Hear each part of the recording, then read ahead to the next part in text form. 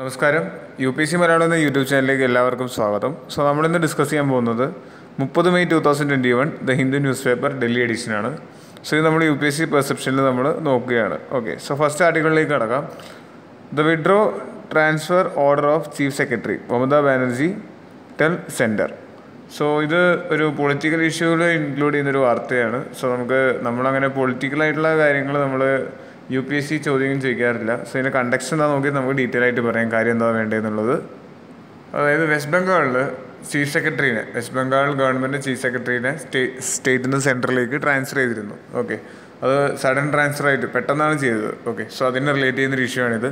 അതായത് hour after Chief Minister Mamata Banerjee did not participate in the review meeting on Cyclone Yas chaired by Prime Minister, the appointment committee of the cabinet attached the state's top bureaucrat to the center. അതായത് ഒരു cyclone review meeting നടന്നിരുന്നു, cyclone യാസിൻ്റെ review meeting നടന്നിരുന്നു. അതിന് Bengal chief മിനിസ്റ്ററായ Mamata Banerjee attend ചെയ്തിട്ടുണ്ടായിരുന്നില്ല. ആ meeting കഴിഞ്ഞോടുകൂടി ആ മീറ്റിങ്ങിന് ഇവിടെ ആരൊക്കെ ഉണ്ടാകുന്ന വെച്ചാൽ പ്രൈം മിനിസ്റ്റർ ഉണ്ടായിരുന്നു, അതുപോലെ തന്നെ എല്ലാവരും ക്യാബിനറ്റ് അംഗങ്ങളൊക്കെ ഉണ്ടായിരുന്നു. ആ മീറ്റിംഗ് കഴിഞ്ഞോടുകൂടി തന്നെ അവിടുത്തെ ചീഫ് സെക്രട്ടറീനെ, അതായത് വെസ്റ്റ് ബംഗാളിലെ ചീഫ് സെക്രട്ടറീനെ സ്റ്റേറ്റിൽ നിന്നും സെൻട്രലിലേക്ക് അപ്പോയിൻറ്റ് ചെയ്യുകയായിരുന്നു ചെയ്തത്. അപ്പോൾ ഇത് റിലേറ്റ് ചെയ്തൊരു ഇഷ്യൂ ആണ്. ഇതിൻ്റെ പൊളിറ്റിക്കലായിട്ടുള്ള ആസ്പെക്റ്റിലേക്ക് ഞാൻ പോകുന്നില്ല. നമുക്ക് നോക്കേണ്ടത് എന്താണെന്ന് വെച്ചാൽ ചീഫ് സെക്രട്ടറി എന്നത് നമ്മുടെ UPSC എക്സാം ബേസ് ചെയ്തൊരു ഇമ്പോർട്ടൻ്റ് ആയൊരു ടോപ്പിക്കാണ്. ചീഫ് സെക്രട്ടറി എന്താണ്, അദ്ദേഹത്തിൻ്റെ ഫങ്ഷൻസ് എന്തൊക്കെയാണ് തുടങ്ങിയ കാര്യങ്ങൾ നമ്മൾ അറിഞ്ഞിരിക്കണം ഡീറ്റെയിൽ ആയിട്ട് തന്നെ. ലക്ഷ്മികാന്ത് ബുക്കിൽ ഡീറ്റെയിൽ ആയിട്ട് വരുന്നുണ്ട് ചീഫ് സെക്രട്ടറി. നമുക്ക് ആ പെർസെപ്ഷനിൽ നിന്ന് നോക്കാം. അബൌട്ട് ചീഫ് സെക്രട്ടറി പറയുകയാണെങ്കിൽ ആദ്യം ഹീ ഈസ് ദ അപെക്സ് ഏറ്റവും topmost of the administration hierarchy of a state. അതായത് ഒരു സ്റ്റേറ്റിൻ്റെ അഡ്മിനിസ്ട്രേഷൻ ഹൈറാർക്കിയിൽ ഏറ്റവും ഉയർന്ന പദവിയാണ് ചീഫ് സെക്രട്ടറി എന്നുള്ളത്. And it is a head of the state സെക്രട്ടേറിയറ്റിൻ്റെ ഹെഡാണ് ഈ പദവി. ഓക്കെ, അതുപോലെ അതായത് നമുക്കറിയാം ഇങ്ങനെ ഓരോ സ്റ്റേറ്റിനും സെക്രട്ടേറിയറ്റുകളുണ്ട്.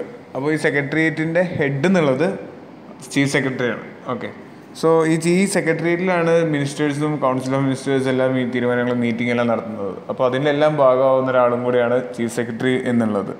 He is in charge of general administration department which forms part of portfolio of chief minister. അതായത് ചീഫ് മിനിസ്റ്ററിൻ്റെ ഭാഗമായിരിക്കുന്ന അഡ്മിനിസ്ട്രേഷൻ ഡിപ്പാർട്ട്മെൻറ്റിൻ്റെ ഹെഡ് കൂടെയാണ് ഇയാൾ. ഓക്കെ, അപ്പോൾ നമുക്കറിയാം ഇപ്പോൾ ഒരു ചീഫ് മിനിസ്റ്ററിൻ്റെ ഒരു ലെഫ്റ്റ് ഹാൻഡ് എന്ന് വേണമെങ്കിൽ നമുക്ക് ചീഫ് സെക്രട്ടറിനെ വിശേഷിപ്പിക്കാം. കാരണം ചീഫ് സെക്രട്ടറി അറിയാതെ ഒരു കാര്യവും സ്റ്റേറ്റിൽ നടക്കില്ല. കാരണം അഡ്മിനിസ്ട്രേഷൻപരമായ ഡിപ്പാർട്ട്മെൻറ്റ്പരമായ എല്ലാ ഡിപ്പാർട്ട്മെൻറ്റുകളുടെയും തലവനാണ് ചീഫ് സെക്രട്ടറി എന്നുള്ള പോസ്റ്റ്. ഓക്കെ, അപ്പോൾ അതുകൊണ്ട് തന്നെ എല്ലാ കാര്യങ്ങളും അറിയുന്ന ഒരാളായിരിക്കും ചീഫ് സെക്രട്ടറി. അടുത്ത പോയിന്റ് പറയുന്നത് chief secretary is the chief or head of all the secretariat of state secretaries. അതായത് ഒരു സ്റ്റേറ്റിലുള്ള എല്ലാ ഡിപ്പാർട്ട്മെൻറ്റുകളുടെയും, അതിപ്പോൾ ഡിപ്പാർട്ട്മെൻറ്റ് ഓഫ് എഡ്യൂക്കേഷൻ ആവാം, ഡിപ്പാർട്ട്മെൻറ്റ് ഓഫ് ഹെൽത്ത് ആവാം, പബ്ലിക് വെൽഫെയർ ഡിപ്പാർട്ട്മെൻറ്റ് ആവാം, ഏത് ഡിപ്പാർട്ട്മെൻറ്റിലും ഹെഡാണ് ചീഫ് സെക്രട്ടറി എന്നുള്ള post. Is also known as king pin of the secretariat. Okay, സെക്രട്ടേറിയറ്റിൻ്റെ king എന്നാണ് ഇതിനെ അറിയപ്പെടുന്നത്. പിന്നെ മറ്റൊരു ഇമ്പോർട്ടൻ്റ് ആയ പോയിന്റ്, ഇന്ത്യൻ കോൺസ്റ്റിറ്റ്യൂഷനിൽ പ്രത്യേകിച്ച് ചീഫ് സെക്രട്ടറിയുടെ പവർ എന്താണെന്നോ ഫംഗ്ഷൻ എന്താണെന്നോ ഡിഫൈൻ ചെയ്യുന്നില്ല. പകരം his function are defined under the rules of business. Article 166 പറയുന്നത് എന്താ പറഞ്ഞു വെച്ചാൽ conduct of business of government of state. ഒരു സ്റ്റേറ്റ് ഗവൺമെൻറ്റിൻ്റെ കാര്യങ്ങൾ, ബിസിനസ്, അതായത് അവരുടെ കാര്യങ്ങൾ എങ്ങനെ കണ്ടക്ട് ചെയ്യണം എന്നുള്ളതിൽ ആണ് ചീഫ് സെക്രട്ടറിയുടെ വർക്ക് പറയുന്നത്. അത് ഓരോ സ്റ്റേറ്റുകളും ആ സ്റ്റേറ്റിന് വേണ്ടി ഫ്രെയിം ചെയ്യുന്നതാണ്. അതുകൊണ്ട് കോൺസ്റ്റിറ്റ്യൂഷനിൽ അതുകൊണ്ട് ചീഫ് സെക്രട്ടറിയുടെ വർക്ക് എന്താണെന്നുള്ളത്, ഫംഗ്ഷൻ എന്താണെന്നുള്ളതും പറയുന്നില്ല. ഓക്കെ, ഓരോ സ്റ്റേറ്റുകാരാണ് അവരുടെ ചീഫ് സെക്രട്ടറിയുടെ വർക്കും കാര്യങ്ങളൊക്കെ തീരുമാനിക്കുന്നത്. അപ്പോൾ UPSC ചോദ്യങ്ങളിൽ വരാം, ഒരു ചീഫ് സെക്രട്ടറിയുടെ ഓഫീസ് ഒരു കോൺസ്റ്റിറ്റ്യൂഷണൽ ഓഫീസാണോ? അല്ല, കോൺസ്റ്റിറ്റ്യൂഷണൽ അല്ല. ഓക്കെ, ഇങ്ങനത്തെ ഒരു ഇങ്ങനത്തെ ഒരു ഫിലിംസ് ക്വസ്റ്റ്യൻ എന്തായാലും നമുക്ക് പ്രതീക്ഷിക്കാം. ഓക്കെ, അപ്പോൾ പിന്നെ വേറെ അറിയുന്ന കാര്യം എന്താണെന്ന് വെച്ച് കഴിഞ്ഞാൽ ഇപ്പോൾ സ്റ്റേറ്റാണ് തീരുമാനിക്കുക ചീഫ് സെക്രട്ടറിയുടെ ഫംഗ്ഷൻസും കാര്യങ്ങളും. അതിങ്ങനെ ഓരോ സ്റ്റേറ്റിൽ ഓരോ തീരുമാനങ്ങളനുസരിച്ച് മാറിക്കൊണ്ടേയിരിക്കും. ഓക്കെ, ടൈം ടു ടൈം ഇത് ചേഞ്ച് ചെയ്തുകൊണ്ടേയിരിക്കും ചീഫ് സെക്രട്ടറിയുടെ ഫംഗ്ഷൻസും കാര്യങ്ങളൊക്കെ.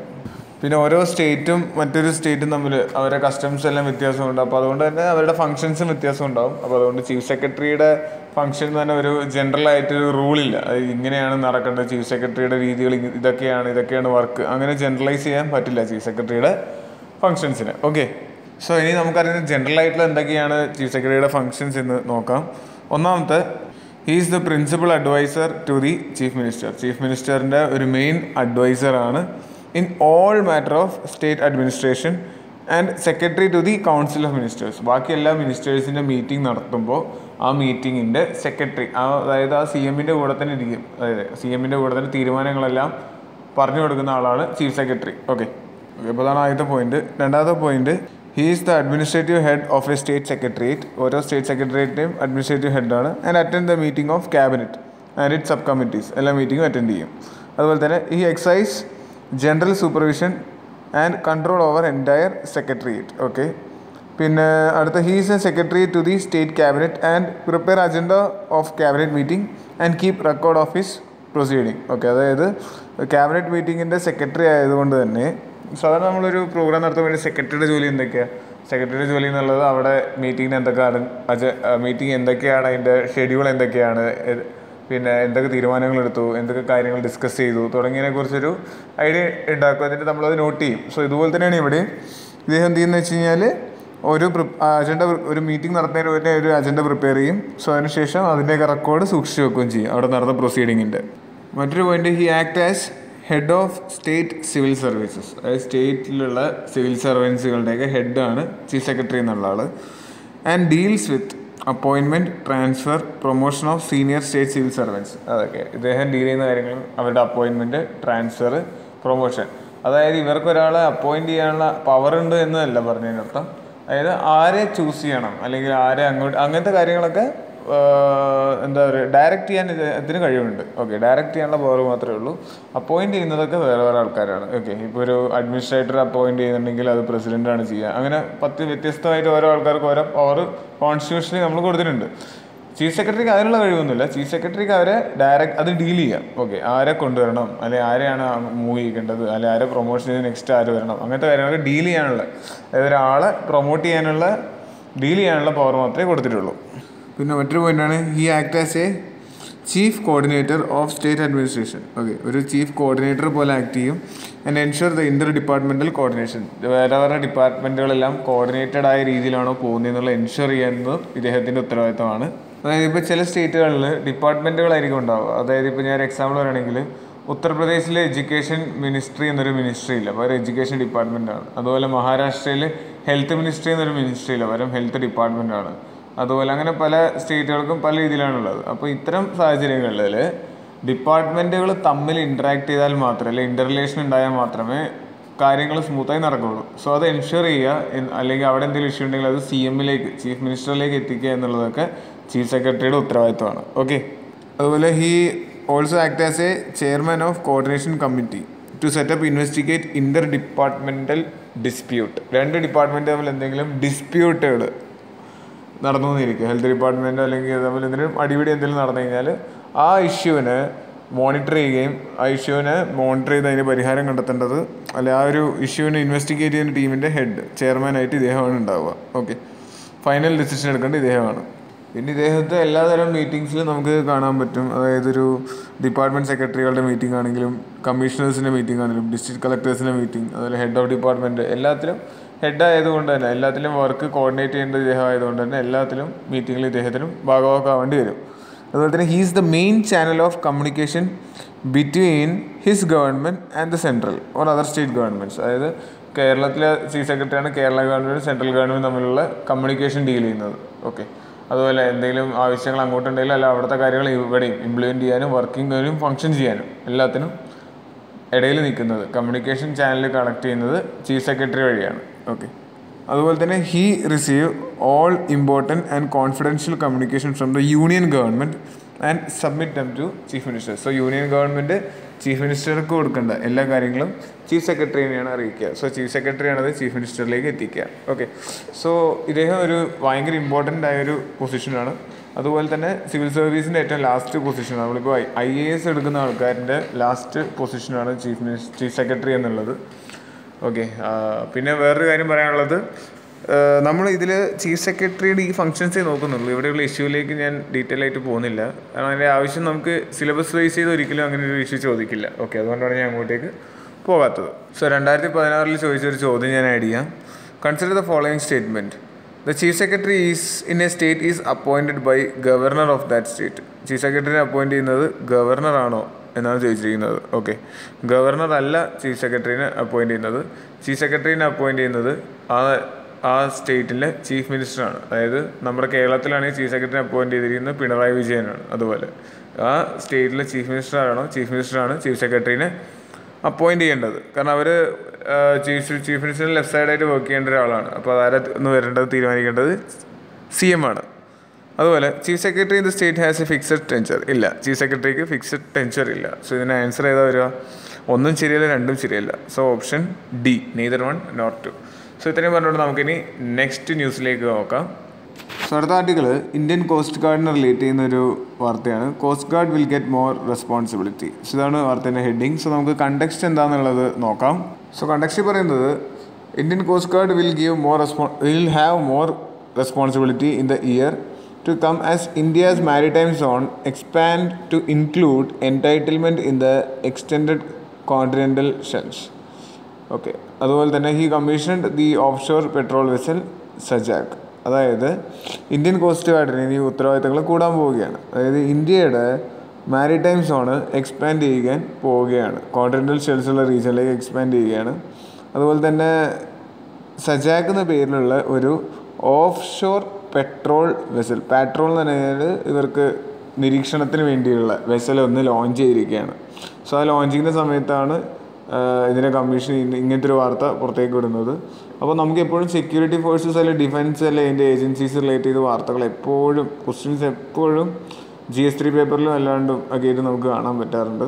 പ്രിലിംസിനും മെയിൻസിനും വരാറുണ്ട്. അപ്പോൾ അതുകൊണ്ട് ഈ ടോപ്പിക് വളരെ ഇമ്പോർട്ടൻ്റ് ആയ ടോപ്പിക്കാണെന്നുള്ള കാര്യം മനസ്സിലാക്കുക. സോ നമുക്ക് വാർത്തയിലേക്ക് കടക്കാം. സോ ആദ്യം തന്നെ നമുക്ക് എന്താണ് ഇന്ത്യൻ കോസ്റ്റ് ഗാർഡ് നോക്കാം. Indian coast guard is the maritime law enforcement and search and rescue agency. അതായത് മാരിടൈം ലോ എൻഫോഴ്സ് ചെയ്യുന്നതും അതുപോലെ അന്വേഷണങ്ങൾ നടത്തുന്നതും അതുപോലെ തന്നെ എന്തെങ്കിലും ഡിസാസ്റ്റർ സംഭവിക്കുകയാണെങ്കിൽ രക്ഷിക്കുകയും ചെയ്യുന്നൊരു ഏജൻസിയാണ് ഇന്ത്യൻ കോസ്റ്റ് ഗാർഡ് എന്നുള്ളത്. പിന്നെ it have the jurisdictions over territorial waters. നമ്മുടെ ടെറിട്ടോറിയൽ വാട്ടേഴ്സിൽ ഇവർക്ക് മെയിനായിട്ട് റോളുള്ളത്. അതായത് that including contiguous zones and exclusive economic zone. നമ്മുടെ ടെറിട്ടോറിയൽ വാട്ടറിൻ്റെ കണ്ടിജിയസ് സോണിലും എക്സ്ക്ലൂസീവ് എക്കണോമിക് സോൺസിലും ഇവർക്ക് അവകാശമുണ്ട്. സോ എന്താണ് ഇത് രണ്ട് സോൺസ് തമ്മിൽ വ്യത്യാസം? നമ്മൾ ഇതിന് മുന്നേ പോലെ DNSലും കണ്ടിട്ടുണ്ട്. സോ നമുക്ക് എന്താ നോക്കാം. അപ്പോൾ നമ്മൾ UN ക്ലോസ് മാരിടൈമിൻ്റെയും എയറോസ്പേസ് സോണിൻ്റെയും ബേസിൽ നമ്മൾ പല രീതിയിലും നമ്മുടെ ഏരിയാസ് ഡിവൈഡ് ചെയ്തിട്ടുണ്ട്. സോ അതിനെക്കുറിച്ച് ഞാൻ പറയാം. ഇപ്പോൾ ഇതാണ് നമ്മുടെ കോസ്റ്റ് ഏരിയ എന്ന് വിചാരിക്കുക. ഓക്കെ, കര ഏരിയ ഈ കാണുന്നതാണ്. നമ്മൾ പറയുകയാണെങ്കിൽ മുംബൈ റീജിയനാണ് ഈ കാണുന്നത്. സോ അവിടെ നമ്മൾ അറേബ്യൻ സീയിലേക്ക് നമ്മൾ മൂവ് ചെയ്യാണ്. സോ അങ്ങനെ മൂവ് ചെയ്യുമ്പോൾ നമ്മൾ ആദ്യം ഒരു ഐലൻഡ് നമുക്കിപ്പോൾ കാണാം. സോ ഇപ്പോൾ അസ്യൂം ചെയ്തു എലിഫൻ്റ് എന്നൊരു ഐലൻഡ് വരുന്നുണ്ട്. ആ എലിഫൻ്റ് ഐലൻഡ് ആണെന്ന് വിചാരിക്കുക. സോ ഈ മുംബൈ റീജിയനും ആ എലിഫൻ്റ് ഐലൻഡിനും ഇടയിലുള്ള റീജിയൻ അതിനെ വിളിക്കുന്നവരാണ് അതിനെ വിളിക്കുന്നവരാണ് ആർക്കിപ്പലാഗോ വാട്ടർ. ആർക്കിപ്പലാഗിക് വാട്ടർ എന്നാണ് നമ്മളതിനെ വിളിക്കുന്നത്. ശരിക്കും പറയുകയാണെങ്കിൽ ഈ എലിഫൻ്റ് ഐലൻഡ് കഴിഞ്ഞ് കഴിഞ്ഞാലുള്ള ഭാഗം, ഓക്കെ, എലിഫൻ്റ് ഐലൻഡിന് ശേഷമുള്ള ഭാഗം നമ്മൾ ഇന്ത്യൻ ടെറിട്ടോറിയൽ റീജിയൻ എന്നാണ് അറിയപ്പെടുന്നത്. ഓക്കെ, ആ ഇന്ത്യൻ ടെറിട്ടോറിയൽ റീജിയൻ നമ്മൾ 3ആയിട്ട് തരംതിരിച്ച് വെച്ചിട്ടുണ്ട്. സോ അതിൽ ഒന്നാമത്തെ റീജിയനാണ് ടെറിട്ടോറിയൽ സീ എന്ന് പറയുന്നത്. അതായത് ആ ഐലൻഡ് മുതൽ 12 നോട്ടിക്കൽ മൈൽ ദൂരമുള്ള റീജിയനെയാണ് നമ്മൾ ടെറിട്ടോറിയൽ സീ എന്ന് വിളിക്കുക. സോ അതിന് ശേഷമുള്ള റീജിയൻ 12 നോട്ടിക്കൽ മൈൽ കഴിഞ്ഞ് ശേഷമുള്ള റീജിയനാണ് നമ്മുടെ കോണ്ടിജിയസ് സോൺ എന്നുള്ളത്. അത് 24 നോട്ടിക്കൽ മൈൽ റീജിയനാണ്. ഓക്കെ, 24 നോട്ടിക്കൽ മൈലോളം ദൂരം കോണ്ടിജിയസ് സോണാണ്. സോ ദൂരെയുള്ളൊരു പോർഷൻ ഉണ്ട് അടുത്തതായിട്ടുള്ളത്, അതിനെ നമ്മൾ ഹൈ സീസ് എന്ന് വിളിക്കും. സോ ഈ ടെറിട്ടോറിയൽ സീക്കും ഹൈ സീസിനും ഇടയിലുള്ള റീജിയൻ ഉണ്ട്, അതാണ് എക്സ്ക്ലൂസീവ് എക്കണോമിക് സോൺ. ഇടയിലുള്ള 200 നോട്ടിക്കൽ മൈൽ ദൂരമുള്ള റീജിയൻ. സോ ആ റീജിയനാണ് നമ്മൾ എക്സ്ക്ലൂസീവ് എക്കണോമിക് സോൺ എന്ന് വിളിക്കുക. സോ ആ റീജിയൻ മൊത്തം ഇന്ത്യയുടെ കൺട്രോളുള്ള റീജിയനാണ്. ഈ എക്സ്ക്ലൂസീവ് എക്കണോമിക് സോൺ വരെയുള്ള റീജിയൻ ഇന്ത്യയുടെ കൺട്രോളിലാണ്. അവിടെയാണ് നമ്മളിപ്പോൾ ഗ്യാസൊക്കെ നമ്മൾ ഇവിടെ മുംബൈയിൽ നിന്ന് എടുക്കുന്നില്ലേ, ഓയിലൊക്കെ എടുക്കുന്നില്ലേ, അപ്പോൾ അങ്ങനത്തെ പ്ലാന്റൊക്കെ ഉണ്ടാവും ആ റീജിയനിലായിരിക്കും. ഓക്കെ, ആ ഹൈ സീ മുതൽ അങ്ങോട്ടേക്കുള്ള റീജിയനിൽ നമുക്ക് ആർക്കും, അതായത് ഒരു ഇൻ്റർനാഷണൽ കമ്പനിക്കോ അല്ലെങ്കിൽ ഒരു ഇൻ്റർനാഷണൽ രാജ്യത്തിനും അവിടെ അധികാരമില്ല. ഏത് രാജ്യത്തിനും ഏത് കപ്പലിനും കടന്നു പോകാം. അതുപോലെ തന്നെ ഏത് ഡിഫൻസ് ഷിപ്പുകൾക്കും ആ റീജിയനിൽ വരെ വരാം. ഒരു ബൗണ്ടറിയിലേക്ക് കയറാതിരുന്നാൽ മതി. അതായത് ഇന്ത്യയുടെ നേരത്തെ പറഞ്ഞത് സ്പെഷ്യൽ എക്സ്ക്ലൂസീവ് എക്കണോമിക് സോണിൻ്റെ റീജിയനിലേക്ക് കയറാതിരിന്നാൽ മതി. ഹൈ സീ റീജിയനിൽ മൂവ് ചെയ്യാം. ഓക്കെ, അപ്പോൾ ഈ എക്സ്ക്ലൂസീവ് എക്കണോമിക് സോണിൻ്റെ ഒരു പാർട്ടാണ് ഈ കോണ്ടിഗ്യൂസ് സോൺ. അപ്പോൾ ഇവിടെ വെച്ചാണ് നമ്മുടെ എല്ലാ റിസോഴ്സസൊക്കെ എക്സ്ട്രാക്ട് ചെയ്യാമെന്ന് ഞാൻ പറഞ്ഞു. അപ്പോൾ ഇപ്പോൾ ഈ ന്യൂസിൽ നിന്ന് കാര്യം എന്താ വെച്ച് കഴിഞ്ഞാൽ ഇന്ത്യൻ കോസ്റ്റ് ഗാർഡ് ഇനി ടെറിട്ടോറിയൽ റീജിയൻ, ഏതാ മനസ്സിലായി, ടെറിട്ടോറിയൽ സീയും കോണ്ടിജിയസ് സീയും സ്പെഷ്യൽ എക്കണോമിക് സീനിലെയും ഉള്ള ഉത്തരവാദിത്തങ്ങൾ ഏറ്റെടുക്കാൻ പോവുകയാണ്. അപ്പോൾ ഇതാണ് ന്യൂസിൽ വന്ന പോയിന്റ്. അപ്പോൾ ഈ ഏരിയ എന്താണെന്ന് നിങ്ങൾക്ക് മനസ്സിലായെന്ന് തോന്നുന്നു. സോ ഈ പടം നോക്കിയാൽ നിങ്ങൾക്ക് വ്യക്തമായി മനസ്സിലാക്കുക ഏതാണ് എക്സ്ക്ലൂസീവ് എക്കണോമിക് സോൺ ഏതൊക്കെയാണെന്ന് പിടിയിട്ടുണ്ടാവും. സോ സോ അവിടെ വരെയുള്ള റീജിയൻ ഉണ്ടെങ്കിൽ ഇന്ത്യൻ കോസ്റ്റ് ഗാർഡ് നോക്കും. അതാണ് ഉദ്ദേശിച്ചത്. Okay, Indian coast guard it's operate under the ministry of defence. ഡിഫൻസിൻ്റെ കീഴിലാണ് ഓപ്പറേറ്റ് ചെയ്യുന്നത്. അപ്പോൾ ഇത് ഓർത്തിരിക്കുക. സോ നമുക്കിനി ഈ ഇന്ത്യൻ കോസ്റ്റ് ഗാർഡിൻ്റെ ബാക്ക്ഗ്രൗണ്ട് കാര്യങ്ങൾ നോക്കാം. സിൻസ് 1960 ഒരുപാട് എന്താ പറയുക, നമ്മുടെ നാട്ടിൽ സ്മഗ്ലിങ് കാര്യങ്ങളും എല്ലാം സീയിലൂടെ നടക്കുന്നുണ്ടായിരുന്നു. സോ അത് നമ്മുടെ നേഷൻ്റെ എക്കണോമിക്ക് വലിയൊരു ത്രെറ്റായിരുന്നു. അപ്പോൾ കസ്റ്റംസ് ഡിപ്പാർട്ട്മെൻറ്റോ ഫിഷറീസ് ഡിപ്പാർട്ട്മെൻറ്റിനോ അവർ സത്യം പറഞ്ഞാൽ ആ സ്മഗ്ലിംഗ് ആക്ടിവിറ്റിനെയോ അല്ലെങ്കിൽ ഇല്ലീഗലായിട്ട് വരുന്ന വെസൽസിനെയോ നമ്മുടെ ടെറിട്ടോറിയൽ റീജിയനിലേക്ക് എൻ്റർ ചെയ്യുന്നവരെ നേരിടാൻ പറ്റുന്നില്ല. സോ അന്ന് നാ കമ്മിറ്റിയാണ് 1970 ഇത്തരം സ്മഗ്ലിംഗ് ടീമിൻസിനെയോ അല്ലെങ്കിൽ ഇങ്ങനെ ഇല്ലീഗലായി വരുന്ന ആൾക്കാരെയോ ഷിപ്പുകളെയോ നേരിടാനൊരു സ്പെഷ്യൽ ടീം വേണമെന്ന് പറഞ്ഞിട്ട് കോസ്റ്റ് ഗാർഡിനെ രക്ഷിക്കാൻ വേണ്ടി, അതായത് കോസ്റ്റൽ ഏരിയാസിനെ രക്ഷിക്കാൻ വേണ്ടി ഒരു സ്പെഷ്യൽ മറൈൻ ഫോഴ്സിനെ കൊണ്ടുവരുന്നത്. ഓക്കെ, അതുപോലെ തന്നെ 1972 വേറൊരു കാര്യം കൂടെ സംഭവിച്ചു. UN ക്ലോസ് എന്ന് നമ്മളെപ്പോഴും സൗത്ത് ചൈന സീ ഇഷ്യൂസിലും എല്ലാത്തിലും നമ്മൾ കേൾക്കാറുണ്ട്. സോ അതെന്താണെന്ന് നമുക്ക് എല്ലാവർക്കും അറിയാം. UN ക്ലോസ് എന്ന് പറഞ്ഞാൽ United nation convention on the law of sea. അപ്പോൾ അവരന്ന് വന്നു. അവർ നിലവിൽ വന്ന സമയത്ത് എല്ലാ കോസ്റ്റൽ സ്റ്റേറ്റുകൾക്കും എക്സ്ക്ലൂസീവ് എക്കണോമിക് സോൺ എന്നൊരു റീജിയൻ ഉണ്ടാക്കി കൊടുത്തു. ഓക്കെ, അലോട്ട് ചെയ്തു എല്ലാ കോസ്റ്റൽ സ്റ്റേറ്റുകൾക്കും. നമുക്ക് കോസ്റ്റൽ റീജിയൻസ് ഉണ്ട്.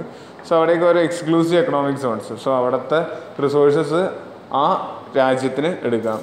ആരും അത് തർക്കമൊന്നുമില്ല. അതുപോലെ അവിടെ നമുക്ക് സീവീഡുകൾ വളർത്താം, അങ്ങനെ പല ഫിഷിങ്, അങ്ങനെ എല്ലാം ചെയ്യാം ആ ഏരിയയിൽ. Okay, so exclusive economic zone എന്നുള്ള റീജിയൻ കിട്ടി എല്ലാവർക്കും. അപ്പോൾ 200 നോട്ടിക്കൽ മൈലോളം ദൂരമാണ് എക്സ്ക്ലൂസീവ് എക്കണോമിക് സോണിന് വേണ്ടി അലോട്ട് ചെയ്ത് കൊടുത്തത്. സോ ആ ഒരു ഡിക്ലറേഷൻ കാരണം യൂണിയൻ ഓഫ് ഇന്ത്യ എന്ത് ചെയ്തെന്ന് വെച്ച് കഴിഞ്ഞാൽ enact maritime zone of India act 1976 അങ്ങനെ ഒരു ആക്ട് കൊണ്ടുവന്നു, maritime zone of India act. So അതിലാണ് ഇന്ത്യക്ക് ഇത്രയും വാസ്റ്റ് സീ ഏരിയ ഉണ്ട്, സോ അവിടെ ഇത്രയും സ്പെഷ്യൽ എക്സ്ക്ലൂസീവ് എക്കണോമിക് സോൺ ഉണ്ട് എന്നുള്ളതെല്ലാം നോട്ട് ചെയ്തിരിക്കുന്നത്. ഓക്കെ, സോ അവിടെയുള്ള റൈറ്റ്സും കാര്യങ്ങളൊക്കെ നോട്ട് ചെയ്തിരിക്കുന്നത് ഇതിലാണ്. സോ അതിൻ്റെ ബേസ് ചെയ്തുകൊണ്ട് India acquired 2.01 million square kilometres of ocean. അപ്പോൾ ഇത്രയും എക്കണോമിക് സോൺ 200 നോട്ടിക്കൽ മൈലുണ്ട്, മൊത്തം ഇത്രയും വാസ്റ്റ് ആയിട്ടുള്ള കോസ്റ്റൽ ഏരിയ ഉണ്ട്. സോ എല്ലാം കൂടി ചേർന്ന് 2.01 മില്യൺ സ്ക്വയർ കിലോമീറ്ററാണ് നമുക്ക് എക്കണോമിക് സോൺ മൊത്തം ഉള്ളത്. സോ അവിടെ നമുക്കുള്ള ലിവിങ് ഓർഗാനിസത്തിനെയും നോൺ ലിവിങ് റിസോഴ്സസും എല്ലാം ഇന്ത്യക്ക് യൂസ് ചെയ്യാം എന്ന് യുണൈറ്റഡ് നേഷൻ്റെ അനുമതി ലഭിച്ചു. അപ്പോൾ അന്നാണ് അത്രയും ഒരു റിസോഴ്സുള്ള ഏരിയ ആണെങ്കിൽ അവിടെ ഉറപ്പായിട്ടും വേറെ ആൾക്കാർ അറ്റാക്ക് ചെയ്ത് തരാൻ ചാൻസ് ഉണ്ട്. സോ അതുകൊണ്ട് അത് പോലീസ് ചെയ്തേ പറ്റുള്ളൂ, പോലീസിൻ്റെ കീഴിൽ കൊണ്ടുവന്നേ പറ്റുള്ളൂ എന്ന് വന്നു. സോ അങ്ങനെയാണ് നമ്മൾ ഏജൻസിയായ ഇന്ത്യൻ കോസ്റ്റൽ ഗാർഡൊക്കെ അന്ന് വരുന്നത്. ഓക്കെ, അപ്പോൾ ഇപ്പോൾ മനസ്സിലായി ഇന്ത്യൻ കോസ്റ്റൽ ഗാർഡ് എങ്ങനെയാണ് വന്നതെന്ന്. ഓക്കെ, അതുപോലെ തന്നെ ഇന്ത്യൻ നേവി, അതുപോലെ സ്റ്റേറ്റ് മറൈൻ പോലീസിങ്, സോ അങ്ങനത്തെ ഏജൻസികളൊക്കെ വരുന്നത് അപ്പോഴാണ്. അടുത്ത് ഇവരുടെ, അതായത് ഇന്ത്യൻ കോസ്റ്റൽ ഗാർഡിൻ്റെ ഫങ്ഷൻസ് എന്തൊക്കെയാണെന്ന് നോക്കാം. Safety and protection of artificial ഐലൻഡ്സിൻ്റെ സേഫ്റ്റിയും പ്രൊട്ടക്ഷനും, അതുപോലെ തന്നെ ഓഫ് ഷോർ ടെർമിനൽസ് പോർട്ടുകളുടെയൊക്കെ സേഫ്റ്റി എൻഷുർ ചെയ്യേണ്ടത് ഇവരാണ്.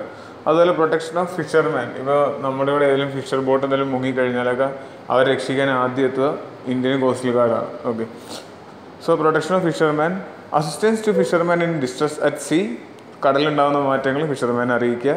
Preservation and protection of marine environment, അത് പ്രൊട്ടക്റ്റ് ചെയ്യുക, പ്രിസർവ് ചെയ്യുക.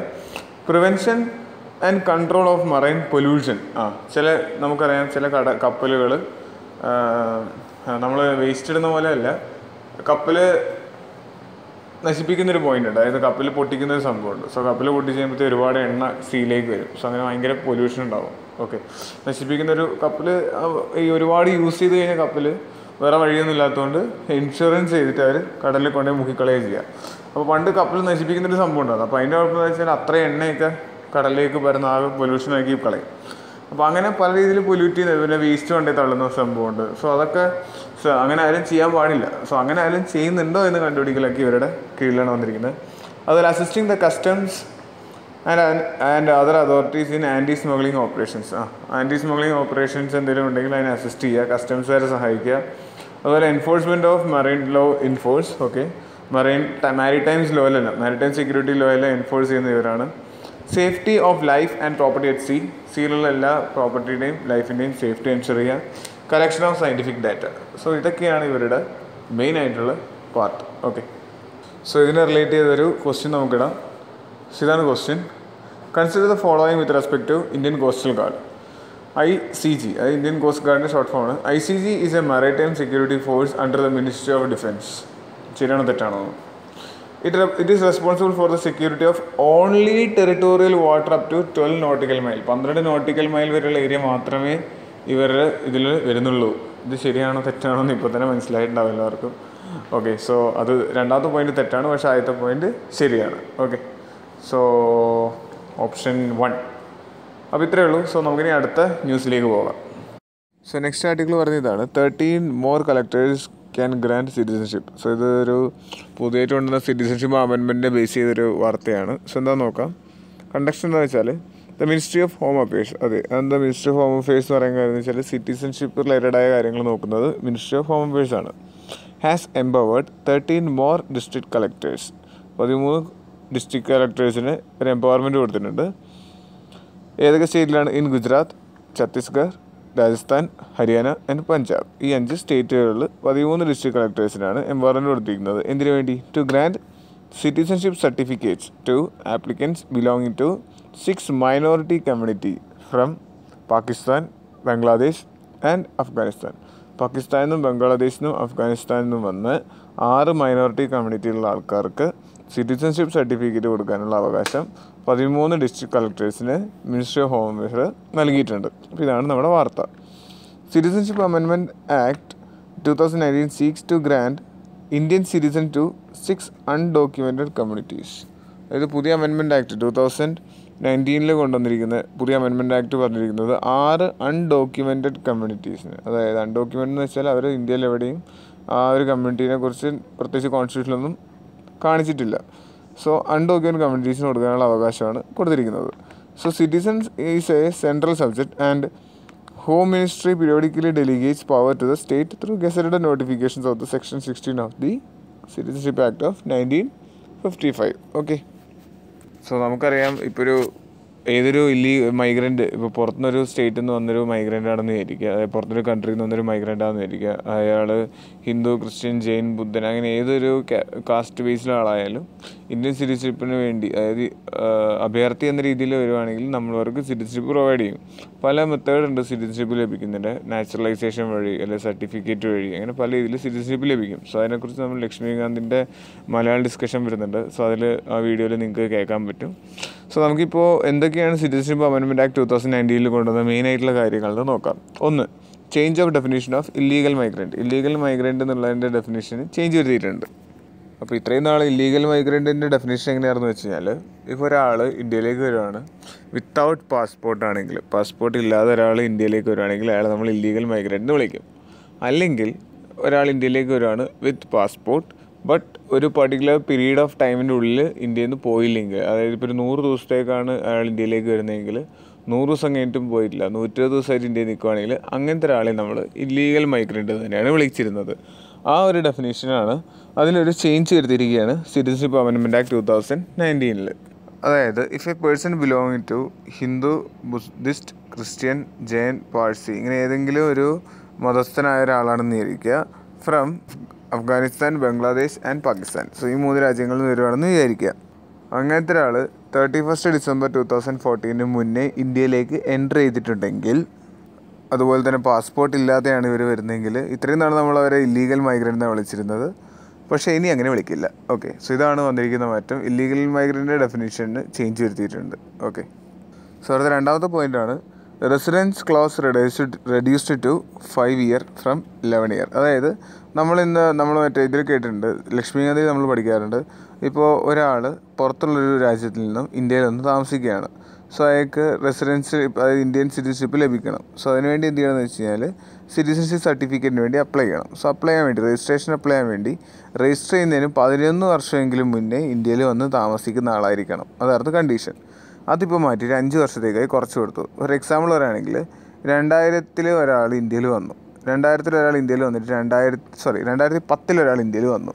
അയാൾ 2020 അയാൾ ആപ്ലിക്കേഷൻ കൊടുത്തിട്ട് കാര്യം ഉണ്ടായിരുന്നില്ല ഇത്രയും നാളും. കാരണം 2020 വെറും 10 വർഷം ആവുന്നുള്ളൂ അയാൾ ഇന്ത്യയിൽ വന്നിട്ട്. 2021 കഴിഞ്ഞിട്ട് വേണം അപ്ലൈ ചെയ്യാൻ. അപ്പോഴേ 11 വർഷം കഴിയുള്ളൂ. ഓക്കെ, എന്നാൽ മാത്രമേ അയാളുടെ ആപ്ലിക്കേഷൻ കൺസിഡർ ചെയ്യുള്ളൂ. ഓക്കെ, അപ്പോൾ അതാണ് ഇത്രയും നാൾ. പക്ഷെ അത് നമ്മൾ മാറ്റിയിട്ട് വെറും 5 വർഷം അയാൾ ഇന്ത്യയിൽ താമസിച്ചാൽ മതി, അയാൾക്ക് സിറ്റിസൺഷിപ്പ് കൊടുക്കാം എന്നുള്ള രീതിയിലേക്ക് മാറ്റിയിരിക്കുകയാണ്. ഓക്കെ, സോ അതാണ് രണ്ടാമത്തെ ചേഞ്ച്. ഓക്കെ, സോ അടുത്താണ് സിറ്റിസൺഷിപ്പ് ഗ്രാൻഡഡ് ത്രൂ നാച്ചുറലൈസേഷൻ. അതായത് ഇത്ര നമ്മൾ നേരത്തെ പറഞ്ഞ അത്രയും കമ്മ്യൂണിറ്റിയിലുള്ള ആൾക്കാർ ഇന്ന സ്റ്റേറ്റിൽ ഇന്ന രാജ്യങ്ങളിൽ നിന്ന് വരുന്ന ആൾക്കാർക്ക് നാച്ചുറലൈസേഷൻ്റെ ഭാഗമായി നമ്മൾ സിറ്റിസൺഷിപ്പ് കൊടുക്കാൻ പോവുകയാണ്. പക്ഷേ എൻ്റെ കണ്ടീഷൻ ഇതാണ്, അതായത് അദ്ദേഹം ഫിലോസഫിയിലോ ആർട്സിലോ സയൻസിലോ എന്തെങ്കിലും ഒരു പ്രത്യേകമായ എന്തെങ്കിലും ഒന്ന് ഉള്ള ആളായിരിക്കണം. സോ അതാണ് കണ്ടീഷൻ. ഓക്കെ, സോ ആ കണ്ടീഷൻ ആണെങ്കിൽ നമ്മളിപ്പോൾ തന്നെ അവർക്ക് സിറ്റിസൺഷിപ്പ് കൊടുക്കാൻ പോവുകയാണ് നാച്ചുറലൈസേഷനെ ബേസ് ചെയ്തുകൊണ്ട്. ഓക്കെ, അപ്പോൾ ഇതാണ് മൂന്നാമത്തെ പോയിന്റ്. അപ്പോൾ ഈ 3 പോയിന്റ് ഭയങ്കര ഇമ്പോർട്ടൻ്റ് ആണ്. ഓക്കെ, അടുത്ത ലാസ്റ്റ് പോയിന്റ്, ഈ citizenship amendment bill shall not apply to the following region. അതായത് ചില ഏരിയകൾ മാത്രമേ അപ്ലൈ ചെയ്യില്ല. അതായത് ആസാം, മേഘാലയ തുടങ്ങിയ പിന്നെ അവിടെയുള്ള ട്രൈബൽ റീജിയൻസിൽ, അതുപോലെ മിസോറാം, ത്രിപുര തുടങ്ങിയ റീജിയൻസിലൊക്കെ. അപ്പോൾ ഈ ഏരിയസിലേക്ക് മാത്രം അവർക്ക് ഒരിക്കലും എൻ്റർ ചെയ്യാൻ പറ്റില്ല. സോ അതാണ് പ്രശ്നം. അത് നമ്മൾ ഇന്ത്യൻ പോളിറ്റിയിൽ നമ്മൾ വായിച്ചിട്ടുണ്ടാവും, ഷെഡ്യൂൾ 5, ഷെഡ്യൂൾ 6 റീജിയൻസ്. സോ ആ റീജിയൻ അതിൽ പറയുന്നുണ്ട്, ആ റീജിയനിൽ വേറെ ആർക്കും ഫോറിൻ ഇൻ്റർവെൻഷൻ ഒരിക്കലും പാടില്ല എന്നുള്ളത്. ഓക്കെ, അപ്പോൾ അതാണ് സംഭവം. സോ അവരുടെ എത്നിക് ഗ്രൂപ്പുകളെയും ട്രൈബൽ ഗ്രൂപ്പ്സിനെയും സംരക്ഷിക്കാൻ വേണ്ടിയാണ് അങ്ങനെ ചെയ്യുന്നത്. സോ അവിടെ ഇവർക്ക് റിസൈഡ് ചെയ്യാൻ പറ്റില്ല, ബാക്കി എവിടെ വേണമെങ്കിലും ഇവർക്ക് റിസൈഡ് ചെയ്യാം. ശരിക്കും ഈ അമെൻമെൻറ്റ് ബില്ല് കാരണം ഒരു പ്രശ്നം ഉണ്ടാകുന്നത് എന്താണെന്ന് വെച്ചാൽ, ബംഗ്ലാദേശ്, പാകിസ്ഥാൻ, അഫ്ഗാനിസ്ഥാൻ തുടങ്ങിയ രാജ്യങ്ങളിൽ നിന്ന് വരുന്ന എല്ലാ കാസ്റ്റുകാരെയും ഇൻക്ലൂഡ് ചെയ്യുന്നുണ്ട് എക്സെപ്റ്റ് മുസ്ലിംസുകൾ. സോ അതൊരു ഇഷ്യൂ ആണ്. അപ്പോൾ മുസ്ലിം കമ്മ്യൂണിറ്റിയിൽ വരുന്ന ജനങ്ങൾക്ക് അതൊരു പേടിയാണ്. അപ്പോൾ അവർക്ക് ഇന്ത്യയിലേക്ക് ആക്സസ് ചെയ്യാൻ പറ്റുന്നില്ല എന്നൊരു പ്രശ്നം ഇതിൻ്റെ ബാക്കിൽ വരുന്നുമുണ്ട്.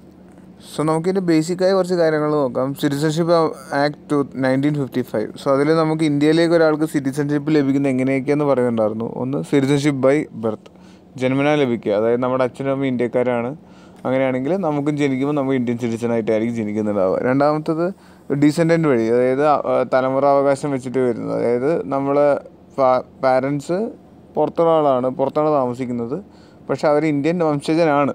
അപ്പോൾ അതുകൊണ്ട് അവർക്ക് അവരെ മക്കളായതുകൊണ്ട് നമുക്കും അതേപോലെ തന്നെ ഇന്ത്യൻ സിറ്റിസൺഷിപ്പ് ലഭിക്കണം. പക്ഷെ അതിന് നമ്മൾ ആദ്യം രജിസ്ട്രേഷൻ ചെയ്യണം. ഓക്കെ, പിന്നെ അതേപോലെ തന്നെ അടുത്ത മൂന്നാമത്തെ പോയിൻ്റാണ് സിറ്റിസൺഷിപ്പ് ബൈ രജിസ്ട്രേഷൻ വഴിയുള്ള സിറ്റിസൺഷിപ്പ്. നാലാമത്തെയാണ് സിറ്റിസൺഷിപ്പ് ബൈ നാച്ചുറലൈസേഷൻ. നമ്മൾ ഓൾറെഡി നേരത്തെ പറഞ്ഞു. പക്ഷേ അതിൻ്റെ കുഴപ്പമെന്ന് വെച്ചാൽ അത് ഒരുപാട് ഗവൺമെൻറ് പറയുന്ന ഒരുപാട് കണ്ടീഷൻസ് ഉണ്ട്. സെൻട്രൽ ഗവൺമെൻറ്റിൻ്റെ അനുമതി കിട്ടിയാൽ മാത്രമേ നമുക്ക് അങ്ങനെ നാച്ചുറലൈസേഷൻ വഴി ഒരാൾക്ക് ഇന്ത്യൻ സിറ്റിസണായി മാറാൻ പറ്റുള്ളൂ. സോ അതൊക്കെയാണ് അതിൻ്റെ പ്രശ്നം. പിന്നെ special provision to the citizens of person covered by Assam അക്കോർഡിൻ്റെ ബേസ് ചെയ്തുകൊണ്ടുള്ള ഒരു സിറ്റിസൺഷിപ്പിലൊരു സ്പെഷ്യൽ പ്രൊവിഷൻ. ഓക്കെ, അത് നമ്മൾ ഓൾറെഡി നമ്മുടെ ഇന്ത്യൻ പോളിറ്റിയുടെ ലക്ഷ്മികാന്തിൻ്റെ വീഡിയോയിൽ വരും. നിങ്ങൾ ആ വീഡിയോ ഒന്ന് അതിൽ സിറ്റിസൺഷിപ്പ് പാർട്ട് 1 എന്നിട്ടൊരു വീഡിയോ അപ്ലോഡ് ചെയ്യുന്നുണ്ട്. സോ ആ വീഡിയോ ഒന്ന് കണ്ടാൽ മതി, ഈ കാര്യങ്ങളൊക്കെ ക്ലിയർ ആവും. അതുപോലെ citizenship by incorporation of territory, അതായത് പെട്ടെന്ന് ഒരു യൂണിയൻ ടെറിട്ടറി ഇന്ത്യയോട് ജോയിൻ ചെയ്യുമ്പോൾ, ഇപ്പോൾ ഫ്രാൻസിൻ്റെ കീഴിലുള്ളൊരു ടെറിട്ടറി ആയിരുന്നു ഗോവ, പുതുച്ചേരി, സിക്കിം, അല്ലെങ്കിൽ ഡാമൻ ആൻഡ് ഡ്യൂ, അതൊക്കെ. അതുപോലെ സിക്കിം. സോ അങ്ങനെ വ്യത്യസ്ത ടെറിട്ടറികൾ ഇന്ത്യയുടെ കൂടെ ചേരുമ്പോൾ അവിടുത്തെ ജനങ്ങൾക്കും, അതായത് അവിടെ താമസിക്കുന്ന ജനങ്ങൾക്കും ഇന്ത്യൻ സിറ്റിസൺഷിപ്പ് ലഭിക്കും. ഇപ്പോൾ ഫ്രഞ്ച് കോളനിയായ ഗോവ കണ്ട് ഇന്ത്യയോട് ചേർന്നപ്പോൾ അവിടുത്തെ ജനങ്ങൾക്കെല്ലാം ഇന്ത്യൻ സിറ്റിസൺഷിപ്പ് ലഭിച്ചു അതുപോലെ. ഓക്കെ, സോ ഇതാണ് സംഭവം. സോ നമുക്ക് ഇതിനെ ബേസ് ചെയ്തൊരു ക്വസ്റ്റ്യൻ ഞാൻ ഇടാൻ താഴത്ത്. ഇതാണ് question. Latest amendment provides for citizenship based on birth and naturalisation. ബർത്തിനെയും നാച്ചുറലൈസേഷനെയും ബേസ് ചെയ്തുകൊണ്ടാണ് പുതിയ സിറ്റിസൺഷിപ്പ് അമെൻമെൻറ്റ് വന്നിരിക്കുന്നതെന്നാണ് പറഞ്ഞിരിക്കുന്നത്. അടുത്ത സെക്കൻഡ് പോയിന്റ് ഇതാണ്. States in India cannot amend citizenship act 1955 citizenship ആക്ടിന് ഒരിക്കലും ഒരു ഇന്ത്യൻ സ്റ്റേറ്റിനെ അമെൻഡ് ചെയ്യാൻ പറ്റില്ല എന്നാണ് പറയുന്നത്. സോ ഏതൊക്കെയാണ് ശരി എന്നുള്ളത് നിങ്ങൾ കമൻറ്റ് ചെയ്യുക. ഓക്കെ, സോ നമുക്ക് ഇനി അടുത്ത ആർട്ടിക്കിളിലേക്ക് പോകാം. സോ അടുത്ത ആർട്ടിക്കിളിലെ വാർത്ത ഇതാണ്. Declining forest bird species in western ഹിമാലയസിലെ ഫോറസ്റ്റ് ബേർഡ് സ്പീഷീസ് നശിക്കുന്നു എന്നതാണ്. സോ ഇതിൻ്റെ കണ്ടക്സ്റ്റ് എന്താ നോക്കാം. Researchers noted a drastic loss of pollinator birds. പോളിനേഷന് സഹായകമായിരുന്ന ബേർഡ്സിൻ്റെ വളരെ രീതിയിൽ കുറവ്, അതുപോലെ ഇൻസെക്ടിവോഴ്സ് ഇതൊക്കെ ഇന്ന് കുറയുകയാണ്. In the degraded forest, monocultures and urbanised sites of western Himalayas. So western ഹിമാലയസിലെ അർബനൈസ്ഡ് സൈറ്റുകളിലൊക്കെ ഇതിൻ്റെ വംശം വളരെയായിട്ട് കുറയുന്നതായി കാണപ്പെടുന്നു. സോ ഇതൊരു GS3 റിലേറ്റഡ് ആയിട്ടുള്ളൊരു ടോപ്പിക്കാണ്, എൻവയൺമെൻറ്റ്.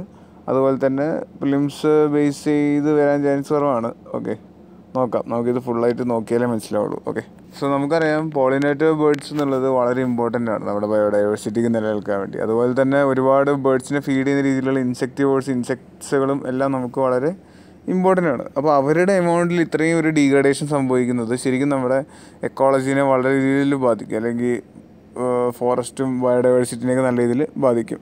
അപ്പോൾ ഈ എന്താ പറയുക, ചെറിയ ചെറിയ ജീവികളെല്ലാം കുറയുമ്പോൾ നമ്മുടെ കാടൊക്കെ പെട്ടെന്ന് നശിച്ചു പോകാനുള്ള സാധ്യത വളരെ കൂടുകയാണ് ചെയ്യുക. ഓക്കെ, അപ്പോൾ നമുക്ക് ഈ ആർട്ടിക്കിളിനെ കുറിച്ച് കുറച്ച് ഡീറ്റെയിൽ ആയിട്ട് നോക്കാം.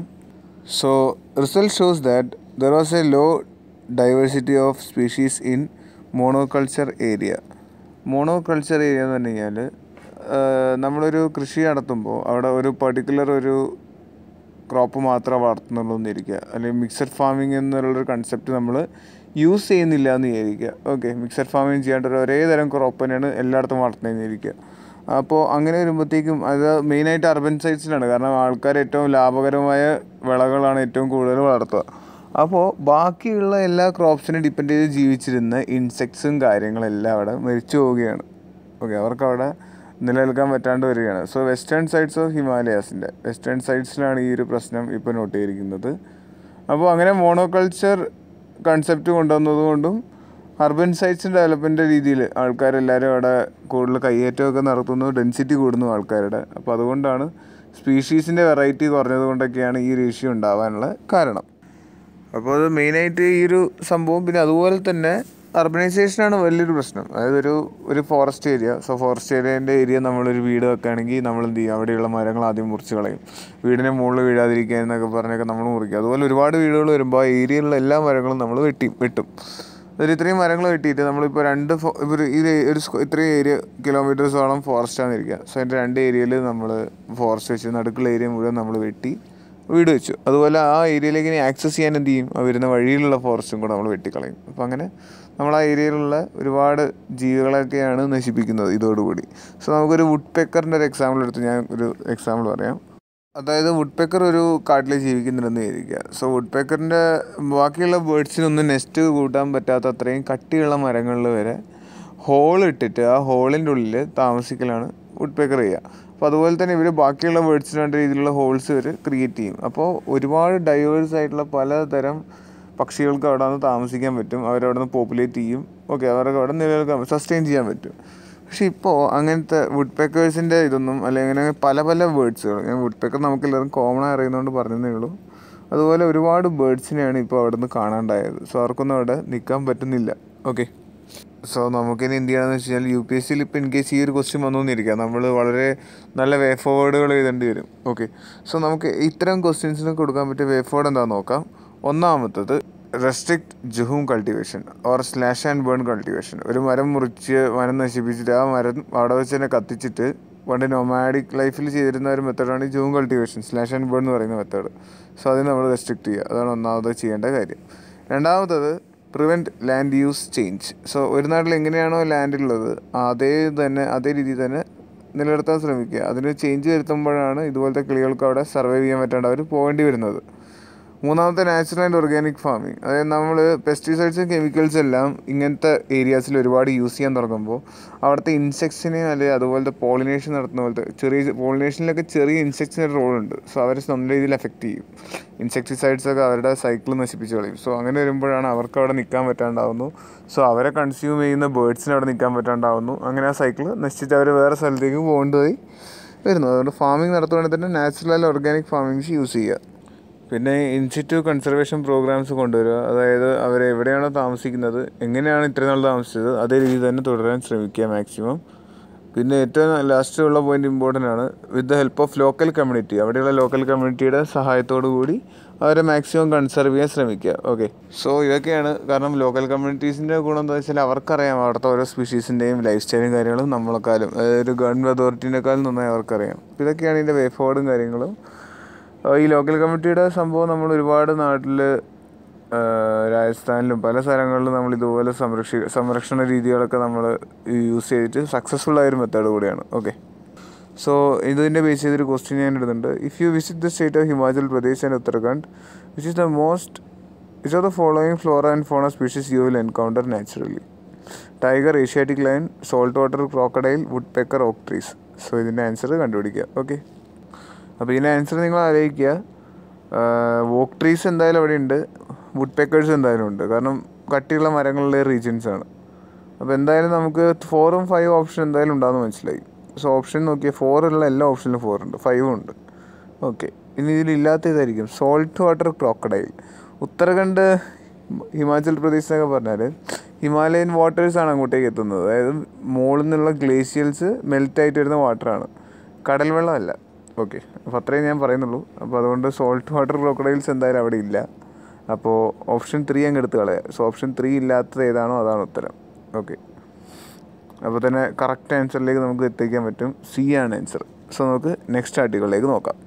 സോ ലാസ്റ്റ് ടോപ്പിക് എന്നുള്ളത് നമ്മൾ പരീക്ഷ ബേസ് ചെയ്ത്, മെയിൻസ് എക്സാമിനെ ബേസ് ചെയ്ത് ഒരു ഇമ്പോർട്ടൻ്റ് ഒരു ആർട്ടിക്കിൾ എടുത്ത് നമ്മൾ ഡിസ്കസ് ചെയ്യാൻ പോവുകയാണ്. സോ നമ്മൾ ഇന്ന് എടുക്കാൻ പോകുന്ന ആർട്ടിക്കിളാണ് സ്വച്ഛ് ഭാരത് അഭിയാൻ. സോ സ്വച്ഛ് ഭാരത് അഭിയാൻ ലോഞ്ച് ചെയ്തിരിക്കുന്നത് 2014 സെൻട്രൽ ഗവൺമെൻറ്റിൻ്റെ ഒരു മൂവ്മെൻ്റ് ആയിരുന്നു അത്. അവരുടെ ഫസ്റ്റ് ടേംസിൽ വന്നിരുന്ന മൂവ്മെൻ്റ് ആയിരുന്നു അത്. 2019 ഇതിൻ്റെ എയിംസ് എല്ലാം ടാർഗറ്റൊക്കെ അച്ചീവ് ചെയ്യണമെന്നാണ് ഇവർ പറഞ്ഞിട്ടുണ്ടായിരുന്നത്. പക്ഷേ 2019 അച്ചീവ് ചെയ്യാൻ പറ്റിയില്ലെങ്കിൽ പോലും മാക്സിമം ഇംപ്ലിമെൻറ്റ് ചെയ്യാനും പറ്റിയ അത്രയും വളരെ സക്സസ്ഫുൾ ആയൊരു സ്കീമുമായിരുന്നു അത്. ഇനി ഇതിൻ്റെ ഇംപ്ലിമെൻറ്റിംഗ് ഏജൻസി ഏതാ നോക്കുകയാണെങ്കിൽ റൂറൽ ഏരിയാസിൽ വന്നിരുന്നത് മിനിസ്ട്രി ഓഫ് ജൽശക്തിൻ്റെ കീഴിലാണ് വരുന്നത്. അതുപോലെ അർബൻ ഏരിയാസിൽ ഇംപ്ലിമെൻറ്റ് ചെയ്തത് മിനിസ്ട്രി ഓഫ് അർബൻ ഡെവലപ്മെൻറ്റ്. അപ്പോൾ നമുക്കതിലൊരു സംശയം വരും, ഈ റൂറൽ ഏരിയ എന്ന് പറയുമ്പോൾ അവിടെ മിനിസ്ട്രി ഓഫ് റൂറൽ ഡെവലപ്മെൻറ്റ് ഉണ്ടല്ലോ, അർബൻ ഡെവലപ്മെൻറ്റ് എന്ന് പറയുന്ന പോലെ തന്നെ. എന്തുകൊണ്ട് അത് റൂറൽ ഡെവലപ്മെൻറ്റ് കീഴിൽ വന്നില്ല എന്ന്? ഇത് ജൽശക്തിൻ്റെ കീഴിലാണ് കൊടുത്തിരിക്കുന്നത്. കാരണം റൂറൽ ഡെവലപ്മെൻറ്റ് കീഴിൽ വരുന്നത് ബാക്കിയുള്ള MG നരേഗ തുടങ്ങിയ കാര്യങ്ങളൊക്കെയാണ് കേട്ടോ. സ്വച്ഛ് ഭാരത് വരുന്നത് ജൽശക്തിൻ്റെ കീഴിലാണ്. അപ്പോൾ ഇതൊന്ന് ഓർത്തിരിക്കുക, പ്ലിംസ് പോയിന്റിൽ സഹായകമായിരിക്കും.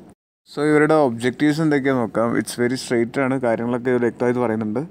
ഒന്ന്, elimination of open defecation. Okay, open ആയിട്ടുള്ള ഏരിയയിലുള്ള മലമൂത്ര വിസർജനങ്ങൾ സ്റ്റോപ്പ് ചെയ്യുക. അതുപോലെ ഇറാഡിക്കേഷൻ ഓഫ് മാനുവൽ സ്കാവെഞ്ചിങ്, അതായത് നമ്മൾ ഈ മാൻ ഹോൾ ചേമ്പറിലൊക്കെ ആൾക്കാർ നേരിട്ട് ഇറങ്ങി പണിയെടുക്കുന്നതിനൊക്കെ സ്റ്റോപ്പ് ചെയ്യിക്കുക. അത് അന്നൊരു സിസ്റ്റം മാറ്റിയിട്ട് അതിന് പകരം വേറെ സിസ്റ്റംസ് നമ്മൾ കാണാറുണ്ട്.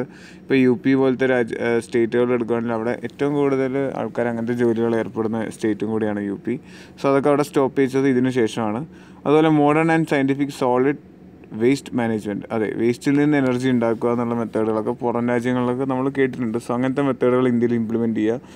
വേസ്റ്റ് മാനേജ്മെൻറ്റിന് പുതിയ മെത്തേഡുകൾ കൊണ്ടുവരിക. അതുപോലെ to effect the behavioural change regarding the healthy sanitation practices, ഹെൽത്തിയായ രീതിയിലുള്ള സാനിറ്റേഷൻ പ്രാക്ടീസസ് ആൾക്കാരിൽ കൊണ്ടുവരിക. അപ്പോൾ അത് ആൾക്കാരിൽ കുറേ ഇത് ശ്രമിച്ച് കഴിയുമ്പോഴത്തേക്കും, അതായത് നമ്മൾ നോർത്ത് ഇന്ത്യയിലൊക്കെ പല വീടുകളിലും ടോയ്ലറ്റ്സ് ഉണ്ടായിരുന്നില്ല. കാരണം അത് അവർക്കൊരു ആവശ്യമായി തോന്നിയില്ല. സ്ത്രീകളായാലും എല്ലാവരും ഇപ്പോൾ ഓപ്പൺ ഏരിയാസിലാണ് പോയിരുന്നത്. സോ അത് അവരുടെ ഒരു ബിഹേവിയറായി മാറിയിട്ടുണ്ടായിരുന്നു. അതെങ്ങനെയും ചേഞ്ച് ചെയ്ത് കൊണ്ടുവന്ന് ഓരോ വീട്ടിലും മസ്റ്റായിട്ടും ടോയ്ലറ്റ് കൊണ്ടുവരണം എന്നൊരു കൺസെപ്റ്റ് പുഷ് ചെയ്തത് ഈ സ്വച്ഛ് ഭാരത് അഭിയാൻ സ്കീമിൻ്റെ കീഴിൽ വന്നപ്പോഴാണ്. ഓക്കെ, ഇങ്ങനൊരു സ്കീം വന്നപ്പോഴാണ്. അപ്പോൾ അതായിരുന്നു ബിഹേവിയർ ചേഞ്ച് കൊണ്ടുവരുന്നു. അതുപോലെ തന്നെ general awareness about sanitation and it's linkage with public health. അതെ, ഓപ്പൺ എയർ സാനിറ്റേഷന് വരും ടോയ്ലറ്റ്സ് യൂസ് ചെയ്യുമ്പോൾ അത് നമ്മുടെ പബ്ലിക് ഹെൽത്തിനെ എത്ര നല്ല രീതിയിൽ ബാധിക്കുന്നു, പബ്ലിക് ഹെൽത്തിനെ എങ്ങനെ എഫക്റ്റ് ചെയ്യുന്നു എന്നൊക്കെ പറഞ്ഞ ആൾക്കാരിൽ അവബോധം വരുത്താൻ സാധിച്ചു. Capacity augmentations of ULBs, urban local ബോഡീസിൻ്റെ കപ്പാസിറ്റി കൂട്ടാനുള്ള ശ്രമം. എങ്ങനെ?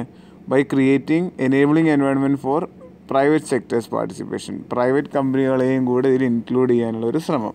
അതായത് പ്രൈവറ്റ് കമ്പനികൾക്ക് സ്വച്ഛ് ഭാരത് മിഷൻ്റെ ഭാഗമായിട്ട് പ്രവർത്തിക്കാം. അതായത് നിങ്ങളിപ്പോൾ ശ്രദ്ധിച്ചിട്ടുണ്ടാവും വൈറ്റില ഹബ്ബ്, അങ്ങനെ ഒരുപാട് പബ്ലിക് ആയിട്ടുള്ള പല പ്ലേസസ്, ഇപ്പോൾ കൊച്ചിയിലുള്ള അല്ലെങ്കിൽ എറണാകുളത്ത് അല്ലെങ്കിൽ കേരളത്തിലുള്ള ഏത് പബ്ലിക് പ്ലേസസ് എടുത്താലും അവിടുത്തെ മിക്ക സാനിറ്റേഷൻ സെൻറ്റേഴ്സ് ഇപ്പോൾ അല്ലെങ്കിൽ ഒരു ടോയ്ലറ്റ്സും പണിഞ്ഞിരിക്കുന്നതൊക്കെ BPCL, കൊച്ചിൻ റിഫൈനറി തുടങ്ങിയ പ്രൈവറ്റ് കമ്പനികളാണ്. ഓക്കെ, അപ്പോൾ അതിൻ്റെ അർത്ഥം വെച്ചാൽ പ്രൈവറ്റ് കമ്പനിയും കൂടെ ഇതിൻ്റെ ഭാഗമായിട്ട് മൊത്തം ഒരു ഡെവലപ്മെൻറ്റ് എന്നുള്ളൊരു കൺസെപ്റ്റിലേക്ക് വളർത്താനാണ് ഉദ്ദേശിക്കുന്നത്. ഓക്കെ, ഇതാണ് സംഭവം. സോ ഇതൊക്കെയാണ് ഇവരുടെ ഒബ്ജക്റ്റീവ്. സോ ഇത് GS2 ആയിട്ടുള്ള ഡെവലപ്മെൻറ്റ് മാനേജ്മെൻറ്റ് സിസ്റ്റം എന്നുള്ള ടോപ്പിക് റിലേറ്റഡ് ആയിട്ടുള്ള വാർത്തയാണ്. GS2 health, education, human resources, അതുപോലെ GS4 വരും. GS4 വരാൻ കാര്യം ഇത് ബിഹേവിയറൽ ചേഞ്ച് എന്നൊരു സംഭവം ഞാൻ പറഞ്ഞില്ലേ, ആൾക്കാരുടെ സ്വഭാവത്തിൽ വരുന്ന മാറ്റം, അതും കൂടി ഇൻക്ലൂഡ് ചെയ്യുന്നതുകൊണ്ടാണ് BS4 ക്വസ്റ്റ്യൻ വേണമെങ്കിൽ GS4 എന്ന് വേണമെങ്കിൽ ക്വസ്റ്റ്യൻ വേണമെങ്കിൽ ഈ ടോപ്പിക് ബേസ് ചെയ്ത് വരാം. ഓക്കെ, അതിൻ്റെ മെയിൻ കമ്പോണൻസ് എന്തൊക്കെയാണെന്ന് വെച്ചാൽ മെയിനായിട്ട് ടോയ്ലറ്റ് ആയിരുന്നു എല്ലാവരും ഫോക്കസ് ചെയ്യുന്നുണ്ടായിരുന്നത്. ഹൗസ് ഹോൾഡ് ടോയ്ലറ്റ്സ്, അതുപോലെ തന്നെ insanitary ലാട്രിൻസ് into the poor flush ലാട്രിൻസ്, അതായത് നമ്മൾ വാട്ടർ യൂസ് ചെയ്തുകൊണ്ടുള്ള ലാട്രിൻസിലേക്ക് മാറും, ഫ്ലഷ് യൂസ് ചെയ്യുന്ന ലാട്രിൻസിലേക്ക് കൺവേർഷൻ. അതുപോലെ കമ്മ്യൂണിറ്റി ടോയ്ലറ്റ്സ്, പബ്ലിക് ടോയ്ലറ്റ്സിൻ്റെയൊക്കെ പ്രൊമോഷൻ. കമ്മ്യൂണിറ്റി ടോയ്ലറ്റും പബ്ലിക് ടോയ്ലറ്റും അതെന്താ വ്യത്യാസം എന്ന്? പബ്ലിക് ടോയ്ലറ്റ് നമ്മൾ എല്ലാവർക്കും യൂസ് ചെയ്യുന്ന പോലെ റോഡ് സൈഡുകളിൽ കാണുന്ന ടോയ്ലറ്റിനെയാണ് പബ്ലിക് ടോയ്ലറ്റ് എന്ന് വിളിക്കുക. കമ്മ്യൂണിറ്റി ടോയ്ലറ്റ് എന്ന് വെച്ചാൽ ഒരു പെർട്ടിക്കുലർ കമ്മ്യൂണിറ്റിയിലുള്ള ആൾക്കാർ യൂസ് ചെയ്യുന്ന ടോയ്ലറ്റ്. അതായത് ഇപ്പോൾ ഒരു സ്ലം ഏരിയ, സ്ലമ്മിൻ്റെ ഉള്ളിൽ കുറച്ച് ടോയ്ലറ്റ്സ് ഗവൺമെൻറ് പണിഞ്ഞു കൊടുക്കും. അതായത് ആ സ്ലമ്മിലെ ആൾക്കാരെ മാത്രമേ യൂസ് ചെയ്യുള്ളൂ അതിന് വേണ്ടിയുള്ള ടോയ്ലറ്റുകൾ. അതിനാണ് കമ്മ്യൂണിറ്റി ടോയ്ലറ്റ് എന്ന് വിളിക്കുന്നത്. അതുപോലെ സോളിഡ് വേസ്റ്റ് മാനേജ്മെൻറ്റ് എന്നുള്ള വളരെ ഇമ്പോർട്ടൻ്റ് ആണ്. കാരണം വേസ്റ്റ് മാനേജ്മെൻറ്റ് കറക്റ്റായി നടന്നില്ലെങ്കിൽ അവിടുത്തെ ആൾക്കാർക്ക് ഹെൽത്തിനെ അത് നന്നായി ബാധിക്കും. ഡിസീസസ് കൂടാനുള്ള ചാൻസസ് വളരെ കൂടുതലാണ്. അതുപോലെ പബ്ലിക് അവെയർനെസ് ആൻഡ് IEC എന്ന് പറഞ്ഞാൽ ഇൻഫർമേഷൻ, എഡ്യൂക്കേഷൻ, കമ്മ്യൂണിക്കേഷൻ. അത് നമ്മൾ സ്വച്ഛ് ഭാരതിൻ്റെ മെയിനായിട്ടുള്ളൊരു ഫോക്കസിങ് ആയിരുന്നു. ആൾക്കാരിലേക്ക് ഇൻഫർമേഷൻ എത്തിക്കുക, അതുവഴി അവരെ പ്രൊമോട്ട് ചെയ്യുക, അതിൻ്റെ കമ്മ്യൂണിക്കേഷൻസ് എല്ലാം കറക്റ്റായിട്ട് രീതിയിൽ നടത്തുക. അപ്പോൾ നമുക്കത് ആൻസർ റൈറ്റിങ്ങിലൊക്കെ ഈ ഒരു പോയിൻറ്റ്സൊക്കെ നല്ല രീതിയിൽ യൂസ് ചെയ്യാൻ കഴിയും. ഓക്കെ, ഇത് നമുക്ക് ഈ റീസെൻ്റായിട്ട് ഗവൺമെൻറ് കൊണ്ടുവന്ന് ഇതിന് സപ്പോർട്ട് ചെയ്യുന്ന ഇനിഷ്യേറ്റീവ് എന്തൊക്കെയാണെന്ന് നോക്കാം. ഒന്ന്, union budget 2021 introduce Swachh Bharat 2.0. 2021 വന്ന യൂണിയൻ ബജറ്റിൽ സ്വച്ഛ് ഭാരത് 2.0 എന്നൊരു കൺസെപ്റ്റ് ഗവൺമെൻറ് ഇൻട്രൊഡ്യൂസ് ചെയ്തിട്ടുണ്ട്. കാരണം ആദ്യത്തെ സ്കീം 1.0 എന്നുള്ള സ്കീം 2019 എൻഡ് ചെയ്തു. സോ അടുത്ത രണ്ടാമത്തെ ഒരു സെക്ഷനും കൂടെ ഇതിനെ കൊണ്ടുവന്നിട്ടുണ്ട് സ്വച്ഛ് ഭാരതിൻ്റെ. സോ ഈ 2.0 കൊണ്ട് ഉദ്ദേശിക്കുന്നത് 1.0 നമ്മൾ ടാർഗറ്റ് കംപ്ലീറ്റ് അച്ചീവ് ചെയ്തില്ലെങ്കിലും നമ്മൾ നല്ല രീതിയിലൊക്കെ ചെയ്തു. സോ അത് കുറച്ചും കൂടെ നല്ല രീതിയിലേക്ക് ആക്കാൻ വേണ്ടി അന്ന് അച്ചീവ് ചെയ്ത പോയ ടാർഗറ്റും കൂടെ അറ്റൈൻ ചെയ്യാനും പിന്നെ പുതിയതായി കുറച്ച് മേഖലകളും കൂടി ഇതിൻ്റെ അണ്ടറിലേക്ക് കൊണ്ടുവരാൻ വേണ്ടിയാണ് ശ്രമിക്കുന്നത്. അതായത് മെയിനായിട്ട് പറയുകയാണെങ്കിൽ ഫേഷ്യൽ സ്ലഡ്ജുകൾ മാറ്റുക, അതുപോലെ തന്നെ മാനേജ്മെൻറ്റ് വേസ്റ്റ് വാട്ടർ മാനേജ്മെൻറ്റ്, അത് ഭയങ്കര ഇമ്പോർട്ടൻ്റ് ആയൊരു സംഭവമാണ്. കാരണം റൂറൽ ഹൗസിൽ നിന്നായാലും അർബൻ ഹൗസിൽ നിന്നായാലും വേസ്റ്റ് വാട്ടർ കുറേ പോകുന്നുണ്ട്. സോ അത് മാനേജ് ചെയ്ത് നമുക്ക് തന്നെ യൂസ് ചെയ്യാൻ പറ്റുന്ന രീതിയിലാക്കി മാറ്റുക. അതുപോലെ സെഗ്രിഗേഷൻ ഓഫ് ഗാർബേജ്, പ്ലാസ്റ്റിക് വേറെ, അതുപോലെ തന്നെ ഫുഡിൻ്റെ വേറെ, അങ്ങനത്തെ ഗാർബേജ് മാറ്റിയിട്ട് അതിനനുസരിച്ചുള്ള ട്രീറ്റിംഗ് മെത്തേഡ് വഴി റീയൂസ് ചെയ്യുക. റിഡക്ഷൻ ഓഫ് സിംഗിൾ യൂസ് പ്ലാസ്റ്റിക്സിൻ്റെ യൂസ് കുറയ്ക്കുക. Reduction in air pollution by managing waste from the construction site. Demolition activity along the bioremediations of the legacy dump sites will be taken into the consideration. So metro city പോലത്തെ ഭയങ്കര അർബനായിട്ടുള്ള ഏരിയകളിൽ പൊല്യൂഷൻ്റെ main കാരണം എന്നുള്ള construction വഴി ഉണ്ടാകുന്ന പൊല്യൂഷൻസൊക്കെ ഉണ്ട്. So അതൊക്കെ ഇങ്ങനെ കുറയ്ക്കാം. അതുപോലെ പ്ലാസ്റ്റിക്സ് വൺ ടൈം യൂസ് പ്ലാസ്റ്റിക്സിൻ്റെ കുഴപ്പമെന്ന് വെച്ചാൽ അത് പെട്ടെന്ന് തന്നെ ടൗൺ ഏരിയയിൽ നിന്ന് നേരെ സീ ഏരിയയിലേക്ക് അല്ലെങ്കിൽ റിവറിലേക്ക് വരും. അങ്ങനെ റിവറിൽ നിന്ന് അത് മൈക്രോ പ്ലാസ്റ്റിക്സ് ആയിട്ട് അത് നേരെ കടലിലേക്ക് വരും. അങ്ങനെ മറൈനെ വരെ ബാധിക്കുന്നുണ്ട്. സോ വൺ ടൈം പ്ലാസ്റ്റിക്കുകൾ മാറ്റിയിട്ട് പ്ലാസ്റ്റിക് എല്ലാവരും റീയൂസ് ചെയ്യുന്ന രീതിയിലേക്ക് ആക്കി മാറ്റുക തുടങ്ങിയ കാര്യങ്ങളൊക്കെയാണ് 2.0 ഫോക്കസ് ചെയ്തിരിക്കുന്നത്. ഓക്കെ, സോ ഇത് ഇംപ്ലിമെൻറ്റ് ചെയ്യാൻ വേണ്ടി ആവശ്യപ്പെടുന്ന സമയം എന്നുള്ളത് 5 വർഷമാണ്. ഇത് 2021 മുതൽ 5 വർഷം, അത് 2026 ഇത് ഇംപ്ലിമെൻറ്റ് ചെയ്ത് തീർക്കുന്നതാണ് പറയുന്നത്. ഈ ഒരു ടാർഗറ്റ് നമ്മൾ അച്ചീവ് ചെയ്യുന്നതാണ് പറയുന്നത്.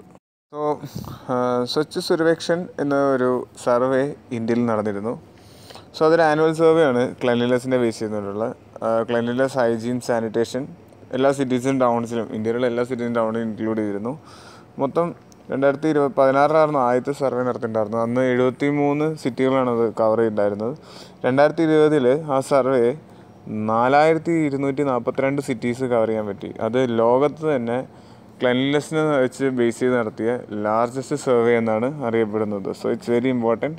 സോ ഇത് നിങ്ങൾ ആൻസറിൽ ഇൻക്ലൂഡ് ചെയ്യണം. പിന്നെ minister of housing and urban affairs MOHUA ആണ് ഈ സർവേയുടെ കണ്ടക്ട് ചെയ്യുന്നതിൻ്റെ 6th എഡിഷൻ കണ്ടക്ട് ചെയ്യുന്നത്. സോ അത് സ്വച്ഛ് ഭാരതിൻ്റെ കൂടെ നിന്നിട്ടാണ് ഈ സർവേനുള്ള കാര്യങ്ങളൊക്കെ ചെയ്യുന്നത്. And along with quality council of India as it's implementing partner. Okay, so ഇതിൻ്റെ ഫണ്ടിങ്ങിൻ്റെ കാര്യം പറയുകയാണെങ്കിൽ 75% ഫണ്ട് ചെയ്യുന്നത് സെൻട്രൽ ഗവൺമെൻറ് തന്നെയാണ്. State government 25%. ഇനി നോർത്ത് ഈസ്റ്റേൺ സ്റ്റേറ്റുകളുടെ കേസ് എടുക്കുകയാണെങ്കിൽ 10% സ്റ്റേറ്റ് ഗവൺമെൻറ്റും ബാക്കി 90% സെൻട്രൽ ഗവൺമെൻറ്റും. ഓക്കെ, സോ ഇത്രയാണ് ഈ ആർട്ടിക്കിൾ. സോ ഇനി നമുക്കിനി ഇന്നത്തെ ഡിസ്കഷൻ നമുക്ക് അവസാനിപ്പിക്കാം along with our question for the day. So ഇന്നലത്തെ ക്വസ്റ്റ്യൻ നമ്മുടെ ഇതായിരുന്നു, ഈ മാച്ച് ദ ഫോളോയിങ് മാച്ച് ചെയ്യാൻ ഞാൻ പറഞ്ഞിട്ടുണ്ടായിരുന്നു. അതിൽ ഫസ്റ്റ് മദേശി കമ്മ്യൂണിറ്റി ഉള്ളത് നേപ്പാളിലാണ്. സോ ഫസ്റ്റ് എ എന്നുള്ള ഓപ്ഷൻ ഫസ്റ്റ് മദേശി കമ്മ്യൂണിറ്റി നേപ്പാളാണ്. 1 എന്നുള്ളത് ശരിയാണ്. ഹുത്തു, തുത്സി ഇത് രണ്ടും റവാണ്ടയിലുള്ളതാണ്. അതിൽ തുത്സി റവാണ്ട എന്ന് കാണുന്നുണ്ട്, പക്ഷേ ഹുത്തു സൗത്ത് ആഫ്രിക്ക എന്ന് കാണുന്നത്. സോ ഓപ്ഷൻ അത് രണ്ടാമത്തെ തെറ്റാണ്. സോ 1 and 3 ഓൺലി, 1 and 3 മാത്രമേ ശരിയുള്ളൂ. സോ ഓപ്ഷൻ ബി ആണ് ശരി ഉത്തരം. അതുപോലെ ഇന്നത്തെ ക്വസ്റ്റ്യനിലേക്ക് നോക്കാം. ഇന്നത്തെ question, consider the following. Swachh Bharat Abhiyan rural is under the ministry of rural development. Ministry of rural ഡെവലപ്മെൻറ്റിൻ്റെ കീഴിലാണോ സ്വച്ഛ് ഭാരത് അഭിയാൻ? റൂറൽ ഏരിയയിൽ ഏതാണ്, അർബൻ ഏരിയയിൽ ഏതാണെന്ന് ഞാൻ വ്യക്തമായി പറഞ്ഞിട്ടുണ്ടായിരുന്നു. സോ റൂറൽ ഏരിയയിൽ ഏതാണെന്ന് ആലോചിച്ച് നോക്കുക, ഇതാണോ എന്ന് ആലോചിക്കുക. Second, objectives of Swachh Bharat Abhiyan is to bring cleanliness behaviour change. ഇത് ശരിയാണെന്നാണ് ചോദിച്ചിരിക്കുന്നത്. So third point, Swachh Bharat Abhiyan could help to save people from communicable diseases help ചെയ്യാൻ ഇവരെ കൊണ്ട് സാധിക്കും. സോ ഈ 3 പോയിന്റ് വന്നിട്ടുണ്ട്. സോ ഇതിലേതാണോ ശരി ഉത്തരം എന്നുള്ളത് നിങ്ങൾ കമൻറ്റ് ചെയ്യുക. So thank you for watching Malayalam analysis of the Hindu newspaper. Thank you. Bye Indrajith S Menon.